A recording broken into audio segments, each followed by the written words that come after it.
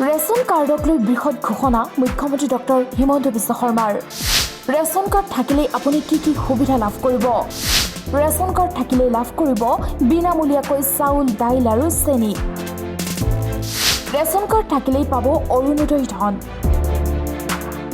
Ration card থাকিলেই কৰোৱাব পাৰিব বিনামূলীয়াকৈ চিকিৎসা। লাভ কৰিব সকলো চৰকাৰী আঁচনি। নতুনকৈ 20 লাখ লোকক প্ৰদান কৰা হ'ল ৰেচন কাৰ্ড। চৰকাৰী কৰ্মচাৰীয়েও এতিয়াৰ পৰা লাভ কৰিব ৰেচন কাৰ্ড। যদিহে বাৰ্ষিক আয় 4 লাখ টকা বা 4 লাখতকৈ কম। শীঘ্ৰে ৰেচন কাৰ্ডৰ বাবে আপুনিও আবেদন কৰক। আবেদন কৰিলে লাভ কৰিব এতিয়াৰ পৰা ৰেচন কাৰ্ড। ইয়াৰ উপৰি নতুনকৈ প্ৰায় 40 লাখ লোকে লাভ কৰিব অৰুণোদয় আঁচনিৰ ধন। ৰেচন কাৰ্ড থাকিলেই লাভ কৰিব অৰুণোদয় ধন।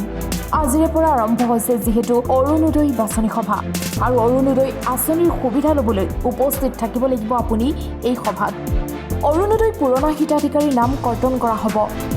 যদিহে অৰুণোদয় বাছনি সভাত উপস্থিত হৈ নিজৰ নাম পঞ্জীয়ন নকৰে আৰু অৰুণোদয় লাভ নকৰা লোকসকলেও অৰুণোদয় বাছনি সভাতে অৰুণোদয়ৰ বাবে আবেদন কৰিব পাৰিব। এতিয়াৰ পৰা ৰেচন কাৰ্ডত অন্তৰ্ভুক্ত হ'ব বিনামূলীয়াকৈ চাউল, লগতে দাইল আৰু চেনি। বজাৰৰ দামতকৈ অতি কম মূল্যতে লাভ কৰিব দাইল আৰু চেনি। বজাৰৰ মূল্যতকৈ প্ৰায় 30 টকা কম মূল্যত লাভ কৰিব দাইল আৰু চেনি। খাদ্য অসামৰিক যোগান বিভাগক এই বিষয়ত অৰ্পণ কৰা হৈছে দায়িত্ব। বাজেট অধিৱেশনত এই সন্দৰ্ভত লোৱা হ'ব সিদ্ধান্ত। মুখ্যমন্ত্ৰী ডক্টৰ হিমন্ত বিশ্ব শৰ্মাৰ বৃহৎ ঘোষণা।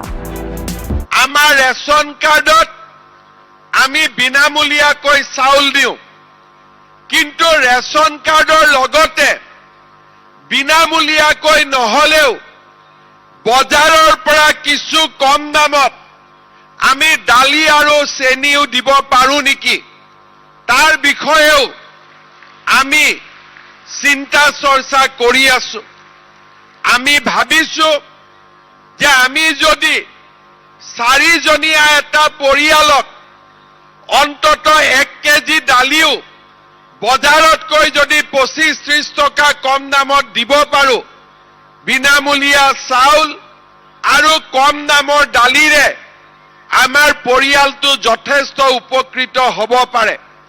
তেনেকৈ চেনিৰ যদি বজাৰৰ দাম 70 টকা, আমি যদি 15 টকা 20 টকাও কমত দিব পাৰো, তেতিয়াহ'লে তাৰ পৰাও বহু ৰাইজ উপকৃত হ'ব পাৰে।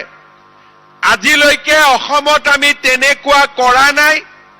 কৰিব যাওঁতে কেনেকুৱা অসুবিধাৰ সন্মুখীন হ'ম সেই বিষয়েও মোৰ বহুত আইডিয়া নাই, কিন্তু আজিৰ পৰা এমাহ আগতে আমাৰ বিষয়াসকলৰ লগত মই কথা পাতিছো, যাতে আমি এনেকুৱা ব্যৱস্থা লাহে লাহেকৈ যাতে আমি আৰম্ভ কৰিব পাৰো।